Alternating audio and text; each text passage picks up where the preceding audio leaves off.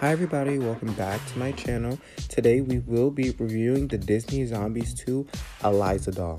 I'm so glad I got this in the mail, and let's take a look. In the front of the box there's a clear open window box, and there's a photo of the actress who plays Eliza, and then on the side of the box is just a clear window. Now let's take a look at the back. At the back, there's a photo of Eliza. It says she's always cool, confident, and rocking her style. And there's photos of the other ones you could collect or buy. There's Addison, and yeah. Let's take a look at her out of the box. So basically, this is what she looks out. And now let's take a look at her out of the box. So she looks exactly like the actress. She's beautiful. She has like this green hair, and then a dress underneath, and then like a burgundy jacket, and there's a belt, and also the jacket is removable and the socks are removable too. There's just nothing covering the feet at the bottom, which you'll see. You see there's like no socks. It's just basically, what do you call that, leggings.